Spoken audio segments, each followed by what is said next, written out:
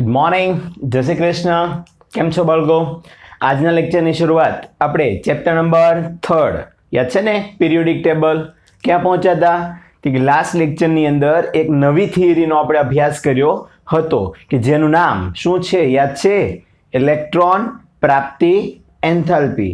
હા મિત્રો, જ્યારે પણ કોઈ ઇલેક્ટ્રોનને કોઈ કક્ષકમાં દાખલ કરાવવો છે, જ્યારે પણ કોઈ તત્વ પોતાના પરમાણુની બાહ્યતમ કક્ષામાં કોઈ નવો ઇલેક્ટ્રોન દાખલ કરે છે ત્યારે બે પ્રકારની ઘટના બને છે. યાદ છે? ઉષ્માક્ષેપક પ્રક્રિયા હોઈ શકે કાં તો ઉષ્મા શોષક હોઈ શકે. પ્રક્રિયા જેટલી સરળ બને છે, ઇલેક્ટ્રોન જેટલી સરળતાથી તે સ્વીકારે છે, એટલી તેની ઇલેક્ટ્રોન પ્રાપ્તિ એન્થાલ્પી આપણે શું કહીએ છીએ? વધારે ઋણ કહીએ છીએ. અને જેટલી એને મુશ્કેલી અનુભવશે બેટા, એટલું મૂલ્ય એનું ધન તરફ જતું જાય છે. ક્લિયર? તો એ જ પ્રશ્નમાં આપણે આગળ ગૌણ પ્રશ્ન, કે જે પ્રશ્ન તમે ભણી ગયા છો એના આધારે બીજા બે પ્રશ્નો બને છે કે જેના વિશે આપણે આજે માહિતી મેળવવાના છીએ. પ્રશ્ન નંબર 49 જે તમારા દર્પણના મટીરીયલ પ્રમાણે આપેલો છે. તમે ઈચ્છો તો તમારી ઈચ્છા મુજબ તમે એનસીઈઆરટીની ટેક્સ્ટ બુક જે આપણે આપી છે એ પણ તમે વાંચીને સાથે સાથે તૈયારી કરી શકો છો. અને જો તમે પ્રશ્ન વાઇઝ તૈયારી કરવા માંગો છો તો તમે જે જોઈ રહ્યા છો એ પ્રમાણે ચાલશે. ઓકે બેટા, ચલો પ્રશ્ન નંબર 49 શું કહે છે? તે કે સમૂહ નંબર 17 ના તત્વોની, કયો સમૂહ? 17મો, હેલોજન વાળો. એ તત્વોની ઇલેક્ટ્રોન પ્રાપ્તિ એન્થાલ્પીનું મૂલ્ય કેવું છે અને એ વસ્તુ કારણ આપી તમારે સમજાવવાનું છે.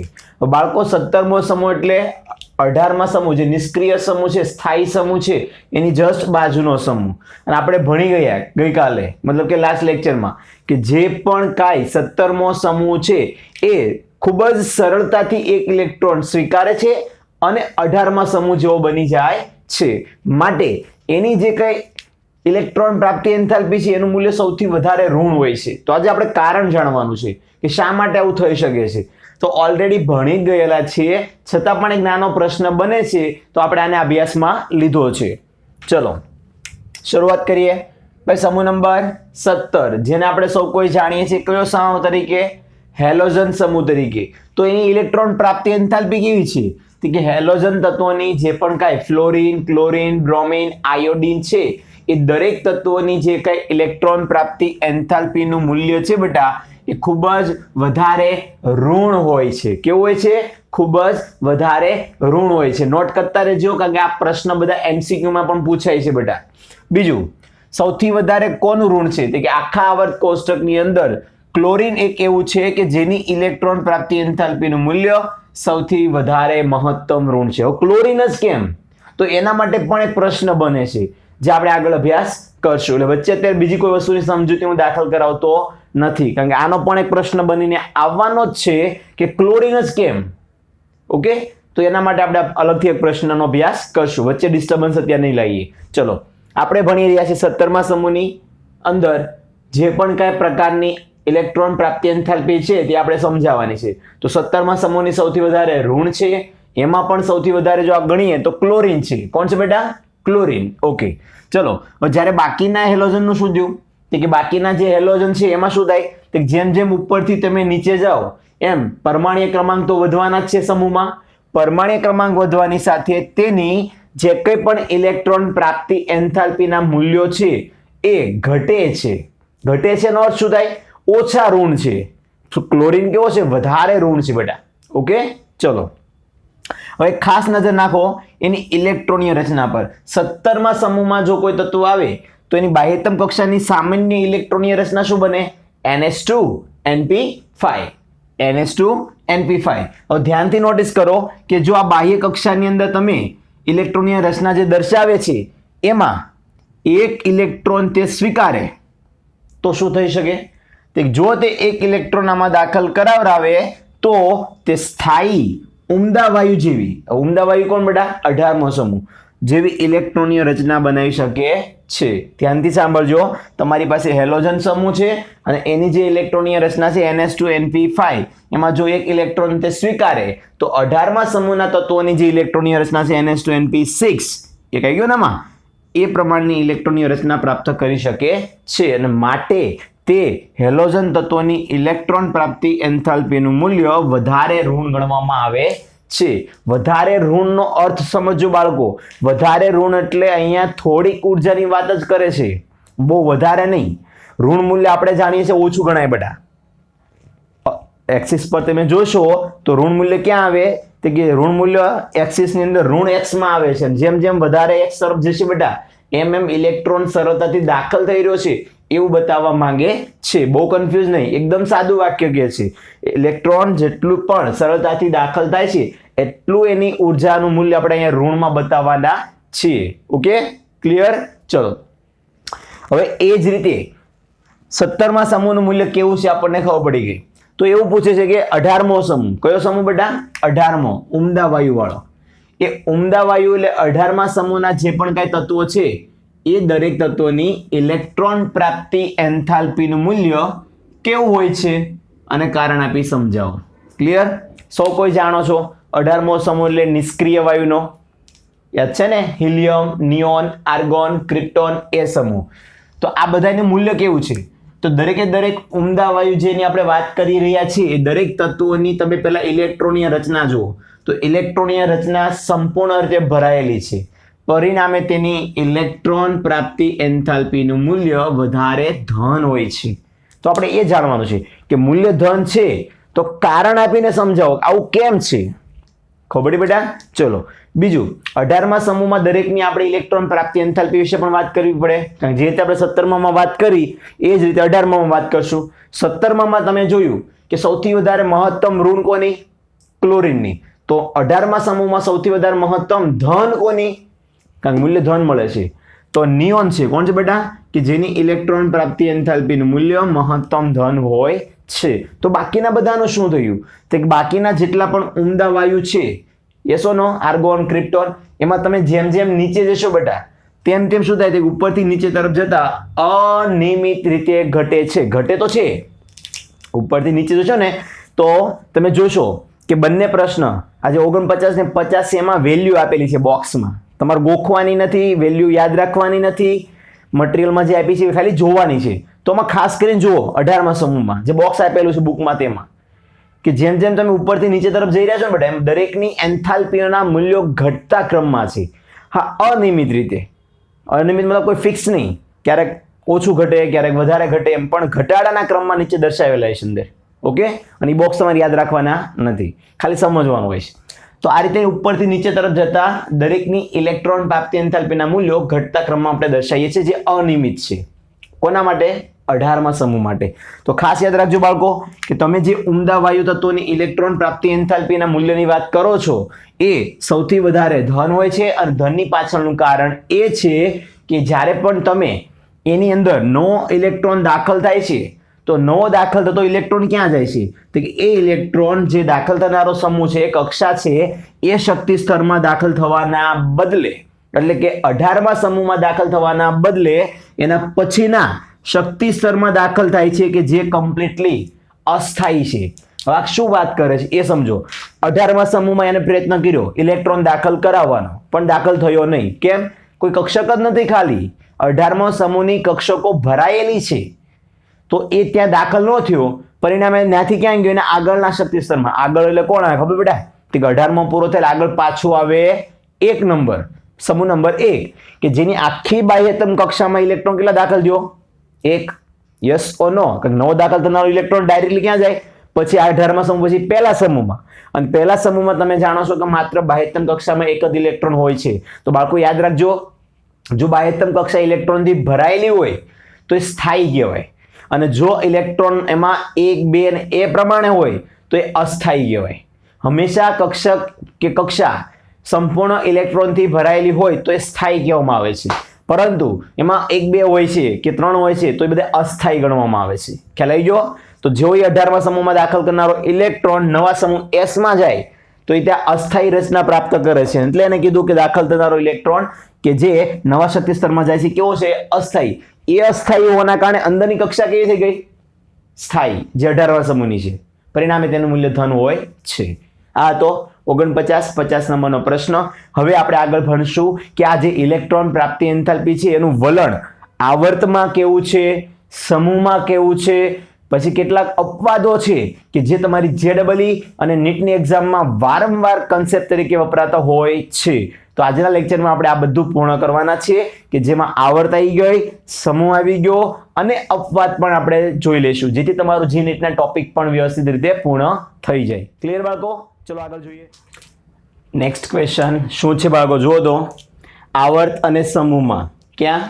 આવર્ત અને સમૂહમાં ઇલેક્ટ્રોન પ્રાપ્તિ એન્થાલ્પીના આવર્તિતતાના વલણો સમજાવો. જે રીતે આપણે કોઈ પણ એક ગુણધર્મ ભણતા હતા, પરમાણુ ત્રિજ્યા હોય, આયનીય ત્રિજ્યા હોય કે પછી આયનીકરણ એન્થાલ્પી હોય કે પછી ઇલેક્ટ્રોન પ્રાપ્તિ એન્થાલ્પી હોય, એ દરેકનું મૂલ્ય આપણે આવર્તમાં સમજતા હતા કે આવર્તમાં શું થાય, સમૂહમાં શું થાય. યસ ઓર નો? તો સેમ ટુ સેમ આયનીકરણ એન્થાલ્પીમાં જે કઈ વસ્તુ થતી હતી બાળકો, એ જ વસ્તુ અહીંયા થવાની છે. તો તમારે યાદ રાખવું સહેલું પડશે કે જેવું આવર્તમાં જશે એવું વધશે, જેવું સમૂહમાં જશે એવું ઘટશે. ઓકે, અને એના કારણો પણ જે આયનીકરણ એન્થાલ્પીમાં છે એ જ કારણો અહીંયા મોટા ભાગેના લાગુ પડે છે. તો સૌપ્રથમ આપણે આવર્ત અને સમૂહમાં આનું વલણ કેવું છે, અને મેં તમને કીધું એમ આમાં જી નીટના ટોપિક પણ છે, તો એ પણ આપણે અત્યારે લેવાના છીએ. તો જોઈએ, સામાન્ય રીતે આવર્ત કોષ્ટકના, જે આપણે આવર્ત કોષ્ટક છે એમાં સામાન્ય રીતે જો જોવા જઈએ તો જે તમારી આવર્ત છે એ આવર્તમાં હું ક્યાંથી ક્યાં જાઉં બેટા? ડાબીથી જમણી બાજુ તરફ જાઓ. તો ડાબીથી જમણી બાજુ તરફ જતા તમારો પરમાણ્વીય ક્રમાંક તમે સૌ કોઈ જાણો છો વધે છે. હા એના? તો એ પરમાણ્વીય ક્રમાંકના વધારા સાથે ઇલેક્ટ્રોન પ્રાપ્તિ એન્થાલ્પીના મૂલ્યો વધુ ને વધુ ઋણ થતા જાય છે. હવે આવર્તનો નિયમ તમે સમજી ગયા છો કે જેમ હું ડાબી સાઈડ એટલે કે સમૂહ નંબર 1 થી સમૂહ નંબર 17 તરફ જઈશ, કારણ કે 18મો તો ગણાય નહીં, નિષ્ક્રિય છે, એટલે 17મા સમૂહ તરફ જઈશ તેમ તેમ ઇલેક્ટ્રોન સ્વીકારવાની વૃત્તિ વધારે સરળ ને બનતી જાય છે. જો વધુ સરળ બને તો હું તમને બોલી ગયો છું, એક શબ્દ મગજમાં અથડાવવો જોઈએ, વધુ સરળ, ધેટ મીન્સ વધારે ઋણ બનતું જાય છે. કઈ દિશામાં? આવર્તમાં. ક્યાંથી ક્યાં? ડાબીથી જમણી તરફ. ક્લિયર બધાને? ચલો, આનું કારણ શું છે? તો કે આની પાછળનું કારણ એ છે કે જ્યારે પણ તમે આવર્તમાં ડાબીથી જમણી બાજુ તરફ જાઓ છો બાળકો, ત્યારે એમના કેન્દ્રની અંદર અસરકારક કેન્દ્રીય વીજભાર વધે છે.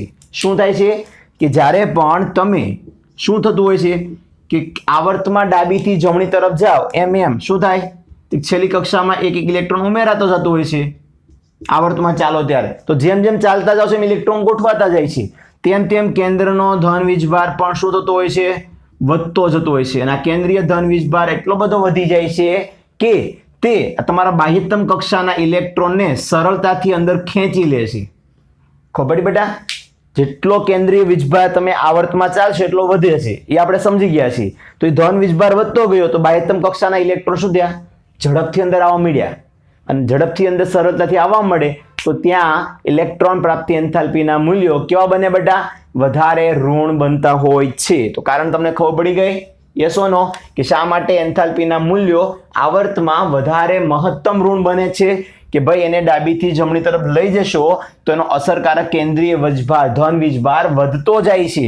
અને તેથી કોઈ પણ નાના પરમાણુ લઈ લો, કોઈ પણ તત્વ છે એનો નાનો પરમાણુ લઈ લો. નાનો પરમાણુ એટલે કેમ? કે તેમ જાણો તો છો, ડાબીથી જમણી બાજુ તરફ જઈએ એમ પરમાણુ નાનો જ થાય છે કદમાં, કે નથી થતો? તો જેમ જેમ પરમાણુ કદમાં નાનો થતો જાય છે તેમ તેમ ઇલેક્ટ્રોન દાખલ થવાનું વધારે સરળ બને છે. વધારે સરળ કેમ બને તમે જાણો છો કે જેટલો નાનો બનશે એટલો કેન્દ્રની નજીક વધારે જશે, અને કેન્દ્રમાં ધન વીજભાર તો વધે જ છે. પરિણામે એ ઇલેક્ટ્રોન સરળતાથી ત્યાં દાખલ થવાનો છે, અને દાખલ થયેલો ઇલેક્ટ્રોન પાછો ધન વીજભારિત કેન્દ્રની નજીક આવે છે. જો આ થિયરી એકદમ સરળ છે, આગળના ટોપિકો આવડતા હોય તો ફટાફટ આનો જવાબ સમજાઈ જાય છે કે શા માટે એ ડાબીથી જમણી તરફ જાય છે ત્યારે એના મૂલ્યો વધારે ઋણ થાય છે. બે કારણ: કેન્દ્રમાં ધન વીજભાર વધ્યો કે જે બાહ્યતમ કક્ષાના ઇલેક્ટ્રોનને ખેંચી કાઢશે.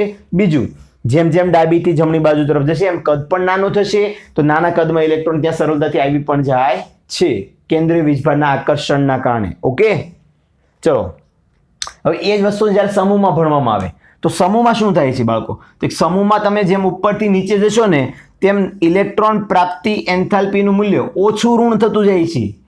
ઓછું ઋણ એટલે શું?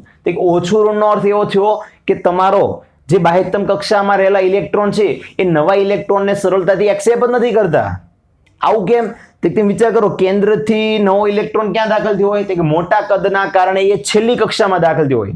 સમૂહમાં જેમ જેમ ઉપરથી નીચે જેમ કદ તો વધે છે, અને કદ વધવાના કારણે નવો દાખલ થતો ઇલેક્ટ્રોન ક્યાં જાય? કેન્દ્રથી દૂર જાય. કેન્દ્ર તરફ આકર્ષણ હશે નહીં હોય તો નવો ઇલેક્ટ્રોન તો દાખલ થઈ શકશે કે નહીં થઈ શકે. અને સરળતાથી દાખલ નથી થતો તો ત્યાં મૂલ્ય ઓછું ઋણ હોય છે. ક્લિયર? જો તો કારણ એક જ, સમૂહમાં કદ વધે છે તેથી દાખલ થતો નવો ઇલેક્ટ્રોન કેન્દ્રથી દૂર ગોઠવાઈ જાય છે. દૂર ગોઠવાનો અર્થ એવું થયો કે ભાઈ તેને કેન્દ્ર તરફ કોઈ આકર્ષણ મળશે નહીં, પરિણામે તે સરળતાથી દાખલ થશે નહીં. બે જ શબ્દ મગજમાં બેસાડવાના કે જો સરળતાથી દાખલ થાય તો વધારે ઋણ, જો સરળતાથી દાખલ થતો નથી તો ઓછું ઋણ. ક્લિયર? ઓકે, હવે એક જીનીટનો ટોપિક છે. શું છે તો એના પર ડિસ્કસ કરી લઈએ. ઓક્સિજન વાળો સમૂહ છે ને, ઓલ્ડ, સ્ટાઇલ, સે, ટી, ટો. એક આ થિયરી છે, હું સમજાવી દઉં છું. બીજું ફ્લોરિન, ક્લોરિન, બ્રોમિન, આયોડિન, એસ્ટેટિન. આ તત્વો છે બેટા. હવે કહેવાય એવું માંગે છે, આપણે અત્યારે એવું ભણ્યા કે ભાઈ તમે ઉપરથી નીચે જાઓ તો આજે ડેલ્ટા EGH ઇલેક્ટ્રોન પ્રાપ્તિ એન્થાલ્પી છે એનું મૂલ્ય કેવું થવું જોઈએ? ઓછું ઋણ થવું પડે. એવું ભણ્યા ને? ઉપરથી નીચે જઈએ મૂલ્ય કેવું થાય? ઓછું ઋણ. કેમ? કદ વધે છે એ માટે. સાચું. પણ કોઈ પણ થિયરી અપવાદ વગર બાકી રહેતી નથી. જે આ મિત્રો આપણો જે આ કેમિસ્ટ્રીના ટોપિકો છે ને એમાં અપવાદો તો રહેવાના જ છે. તો એ અપવાદ શું છે? તો અપવાદ ધ્યાનથી સાંભળજો. અહીંયા જે સલ્ફર છે અને જે ઓક્સિજન છે એ બંનેના મૂલ્યોમાં કંઈક ફેરફાર છે. મતલબ આપણે જે અભ્યાસ કર્યો ને એ મુજબ ઉપર કોણ હોઈ શકે? તો કે ઉપર એ જ તત્વ રહી શકે છે કે જેની ઇલેક્ટ્રોન પ્રાપ્તિ એન્થાલ્પીનું મૂલ્ય વધારે ઋણ હોય. કારણ કે નીચે જઈએ તો ઓછું ઋણ થાય છે. તો થયું એવું જ કે આ સલ્ફર છે ને એની ઇલેક્ટ્રોન પ્રાપ્તિ એન્થાલ્પીનું મૂલ્ય ઓક્સિજન કરતાં વધારે છે. તો અહીંયા ક્લોરિનમાં એવું થયું, ફ્લોરિન કરતાં ક્લોરિનની ઇલેક્ટ્રોન પ્રાપ્તિ એન્થાલ્પીના મૂલ્યો કંઈક વધારે ઋણ જોવા મળ્યા. તો આનું કારણ શું? અને બીજું, તમારે જ્યારે પણ પ્રશ્ન પૂછાય કે નીચે આપેલા આ ચારમાંથી કોની ઇલેક્ટ્રોન પ્રાપ્તિ એન્થાલ્પી વધારે ઋણ છે તો એ જવાબ કેમ આપવો? આ બે બાબતને આપણે અહીંયા સમજવાના છીએ. તો બાળકો શું સમજ્યા આપણે એ ધ્યાન આપજો અહીંયા કે ભાઈ જે તમે એમ કહો છો ઉપરથી નીચે તરફ જઈએ એમ ઇલેક્ટ્રોન પ્રાપ્તિ એન્થાલ્પીના મૂલ્યો કેવા થવા જોઈએ? ઓછા ઋણ. પણ હકીકત એવી બની કે ઓક્સિજન કરતાં એની નીચે રહેલા સલ્ફરની વધારે નીકળી, ફ્લોરિન કરતાં એની નીચે રહેલા ક્લોરિનની વધારે રહી, એટલે એનો ક્રમ બદલાઈ ગયો. શું બદલાનો? કે હવે સલ્ફર, જો ઓક્સિજનનું સ્થાન ત્યાં જ છે આવર્ત કોષ્ટકમાં, એ નહીં બદલાય. પણ જ્યારે ઇલેક્ટ્રોન પ્રાપ્તિ એન્થાલ્પીના મૂલ્યોને ગોઠવવામાં આવે તો એ કંઈક આ રીતના ગોઠવા છે. સૌથી વધારે સલ્ફરનું ગણાશે ઋણ, ત્યારબાદ oxygen, selenium, tellurium, polonium. Clear? એ જ રીતે chlorine, fluorine, bromine, iodine, acid. નીચેના બધા એસિડ જ છે, નીચેનામાં કોઈ ફરક પડતો નથી. ફરક અહીંયા પડ્યો. હવે આ કેમ પડ્યો? તો તમારો જે ઓક્સિજન છે બેટા એ કેન્દ્રની બીજી કક્ષામાં આવે, બીજી આવર્તમાં આવે છે, 2p કક્ષામાં. હવે થાય છે શું? તો કે જ્યારે પણ નવો ઇલેક્ટ્રોન દાખલ કરવા માટે આવે, જ્યારે પણ નવો ઇલેક્ટ્રોન દાખલ કરવા માટે આપણે આવીએ ત્યારે શું થાય છે? તો કે 2p કક્ષા જે કેન્દ્રની નજીક છે જેના કારણે આ પરમાણુનું કદ કેવું છે બેટા? એકદમ નાનું છે. યાદ રાખજો, કેન્દ્રની નજીક હોવાના કારણે પરમાણુનું કદ કેવું છે? નાનું કદ છે. હવે આ નાના કદમાં શું થયું? તો કે નાના કદમાં ઓલરેડી બીજા ઇલેક્ટ્રોન પણ અહીં ભરાયેલા છે બેટા. હા યા ના? તો જ્યારે નવો ઇલેક્ટ્રોન આવે છે ને બેટા, ત્યારે નવા ઇલેક્ટ્રોન આવે છે ત્યારે એના માટે અહીંયા કોઈ અવકાશ નથી, મતલબ કોઈ જગ્યા જ નથી કેન્દ્રની નજીકની કક્ષાઓમાં. પરિણામે શું થાય છે કે ત્યાં રહેલા ઇલેક્ટ્રોન એ નવા દાખલ થતા ઇલેક્ટ્રોન વચ્ચે શું થાય છે? અપાકર્ષણ થાય છે. મતલબ કે સરળતાથી દાખલ થવા દેતા નથી. ધ્યાનથી સાંભળજો. 2p કક્ષક એટલે કે આ જે બીજી આવર્તના તત્વો છે ઓક્સિજન અને ફ્લોરિન, બંને માટે તમે બોલી શકો, કારણ કે ઓક્સિજન અને ફ્લોરિન બંને 2p કક્ષકમાં જ આવે છે, બીજી આવર્તમાં જ. તો એ બીજી આવર્તની જે કક્ષકોમાં ભરેલા ઇલેક્ટ્રોન છે બેટા એ નવા આવનારા ઇલેક્ટ્રોન સાથે શું અનુભવે છે? અપાકર્ષણ અનુભવે છે. એટલે કે સરળતાથી દાખલ થવા દેતા નથી. તો હવે શબ્દ યાદ રાખવો જોઈએ બેટા, સરળતાથી દાખલ થવા દેતા નથી, મતલબ કે તેના મૂલ્યો ઓછા ઋણ છે અને માટે જ મેં કીધું કે ઓક્સિજન અને ફ્લોરિનના મૂલ્યો એની નીચે રહેલા અનુક્રમે સલ્ફર અને ક્લોરીન કરતા કેવા છે? ઓછા ઋણ છે. તો નિયમ અનુસાર ઓછું ઋણ મૂલ્ય ક્યાં આવવું જોઈએ? નીચે ને નીચે આવતું જતું જાય છે. આ એક વસ્તુ સમજાઈ ગઈ? ઓકે. હવે સવાલ એ થાય તો સલ્ફર અને ક્લોરીનમાં કઈ રીતે વધારે છે? તો બાળકો ધ્યાનથી યાદ રાખજો. 2p પછી કઈ ત્રીજી આવર્તમાં છે સલ્ફર અને ક્લોરીન. તો 3p કક્ષક અને 2p કક્ષક વચ્ચે બહુ ઘણો બધો મોટો અવકાશ મળે છે. યાદ રાખજો કઈ 2p અને 3p ની વચ્ચે ખૂબ જ મોટો અવકાશ મળે છે.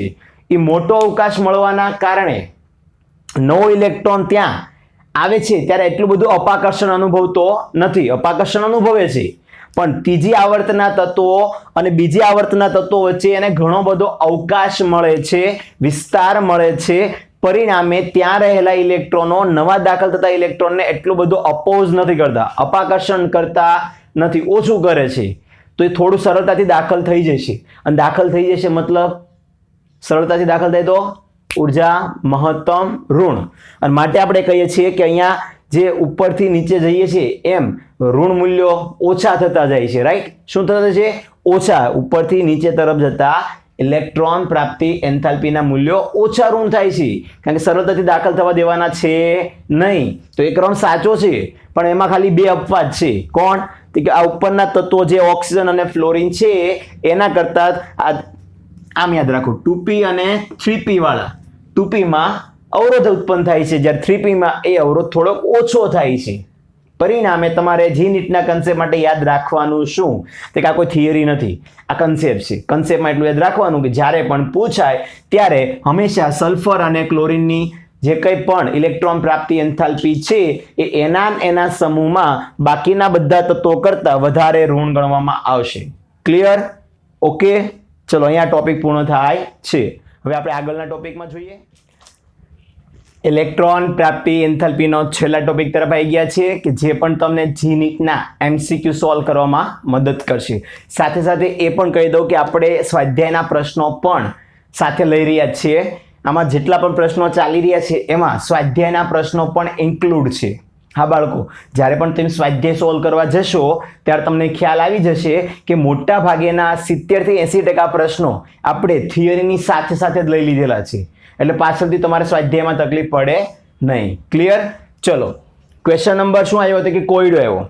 કોયડા તો તમને ખબર જ છે કે જેના લોજિકલી આન્સર આપવાના હોય છે. યસ ઓર નો? કોયડો શું કહે છે? તે તમારી પાસે ફોસ્ફરસ છે, સલ્ફર છે, ક્લોરીન છે અને ફ્લોરિન છે. તો આમાંથી સૌથી વધારે ઇલેક્ટ્રોન પ્રાપ્તિ એન્થાલ્પી કોણ છે અને સૌથી ઓછી કોની છે એ તમારે સમજાવવાનું છે.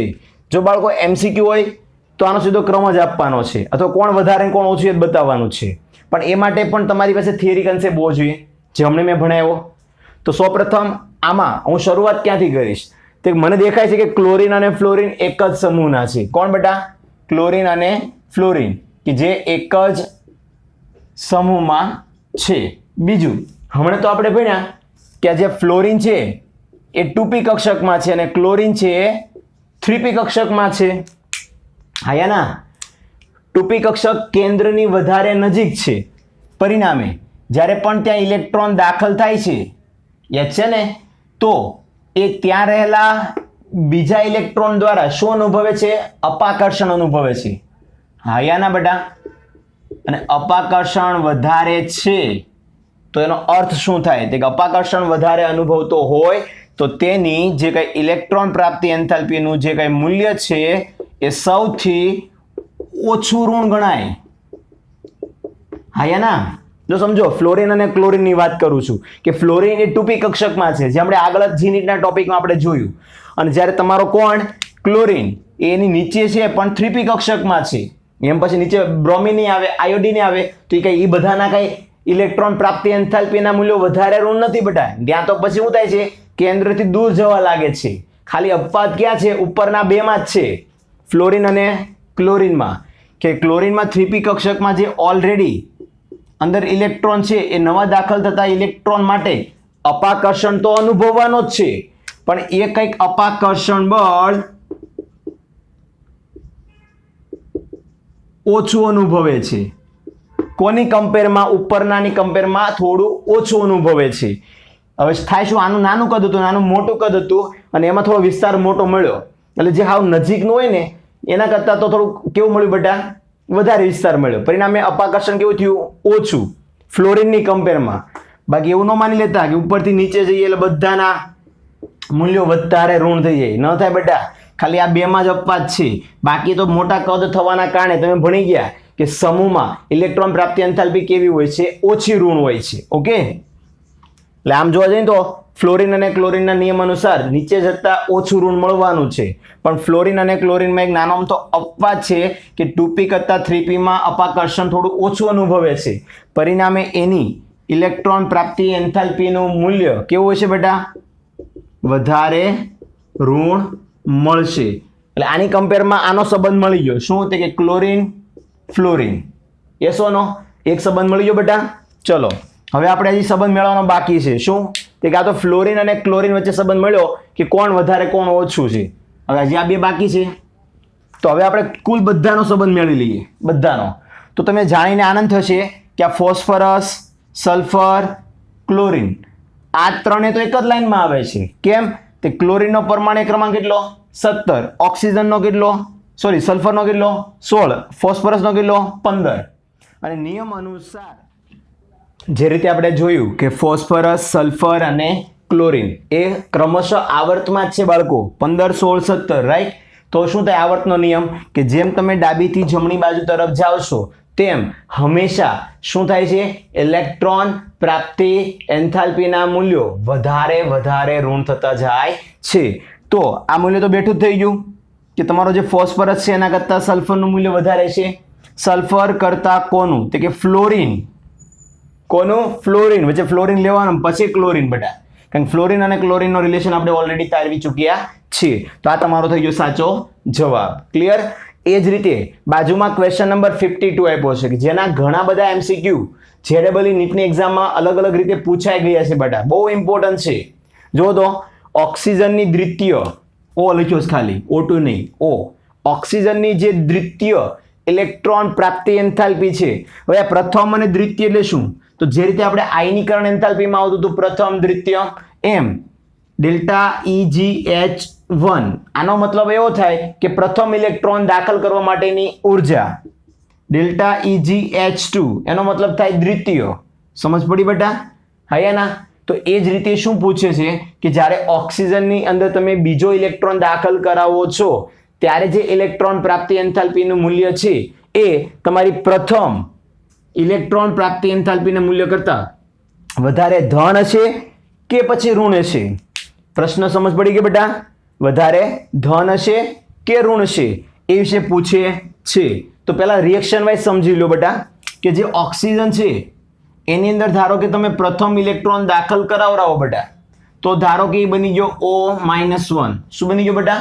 O-1.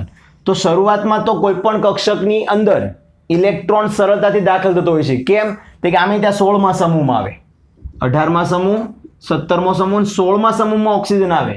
અને તમે સારી રીતે જાણો છો કે 18માં ની ઇલેક્ટ્રોન પ્રાપ્તિ એન્થાલ્પી ધન છે, પણ 16 અને 17 કે જે જમણી બાજુ છે એની ઇલેક્ટ્રોન પ્રાપ્તિ એન્થાલ્પીના મૂલ્યો મહત્તમ હોય છે, કારણ કે અહીં ઇલેક્ટ્રોન સરળતાથી દાખલ થતા હોય છે 16મા અને 17મા સમૂહમાં. તો હું કહી શકું કે ઓક્સિજન કે જેની અંદર ઇલેક્ટ્રોન દાખલ થવા માટેની જે એની પ્રથમ ઇલેક્ટ્રોન એન્થાલ્પીનું મૂલ્ય છે એ વધારે ઋણ હશે. કેવું છે બેટા? વધારે ઋણ હશે. પરંતુ જ્યારે હું દ્વિતીય ઇલેક્ટ્રોન નાખું છું તો ઓલરેડી એક ઇલેક્ટ્રોન તો આવી જ ગયો છે.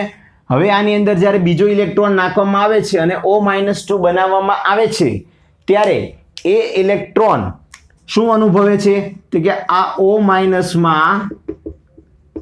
રહેલો પહેલેથી હાજર જે રહેલો ઇલેક્ટ્રોન છે એ તમારા નવા દાખલ થતા ઇલેક્ટ્રોન સાથે શું અનુભવે છે બેટા? વધારે અપાકર્ષણ અનુભવશે. અને વધારે અપાકર્ષણ અનુભવે છે તો શું થશે તમે જાણો છો કે ઓલરેડી એક ઇલેક્ટ્રોન એની અંદર દાખલ થઈ ગયેલો હતો. હવે જ્યારે હું નવો ઇલેક્ટ્રોન દાખલ કરાવું તો એ પહેલેથી હાજર રહેલા ઇલેક્ટ્રોન વચ્ચે શું અનુભવે બેટા? અપાકર્ષણ અનુભવે.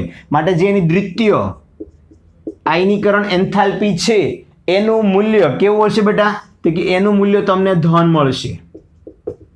ખ્યાલ આવી ગયો? એટલે દ્વિતીય ઇલેક્ટ્રોન પ્રાપ્તિ એન્થાલ્પીનું મૂલ્ય એ તમારી પ્રથમ ઇલેક્ટ્રોન પ્રાપ્તિ એન્થાલ્પી કરતાં વધારે ઋણ તો નહીં મળે, પરંતુ ઉલટાનું ધન મૂલ્ય આપે છે.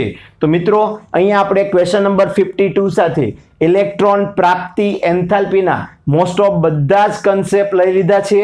પછી ભલે તે બેઝિક એનસીઈઆરટી ના હોય, જીનીટ ના હોય કે પછી કોઈ નેશનલ લેવલની એક્ઝામમાં પૂછાયેલા કારણો હોય, એ દરેક કન્સેપ્ટ આપણે ઇલેક્ટ્રોન પ્રાપ્તિ એન્થાલ્પીના જોઈ ચૂક્યા છીએ. ક્લિયર? હજી પણ તમને કોઈ પણ પ્રકારનો ડાઉટ હોય તો તમે ડાયરેક્ટલી મારો કોન્ટેક્ટ કરી મને આમાંથી રહેલા કોઈ પણ કન્સેપ્ટ વિશે પૂછી શકો છો, કાં તો પછી જ્યારે આપણું જીનીટ ચાલશે ત્યારે એમાં આ બધા કન્સેપ્ટોના એમસીક્યુ આવશે, ત્યારે તમે વધારે સારી રીતે આ બધા જ કન્સેપ્ટોને સમજી શકશો. ક્લિયર બાળકો? ચલો ત્યાં સુધી થેન્ક યુ. જય શ્રી કૃષ્ણ.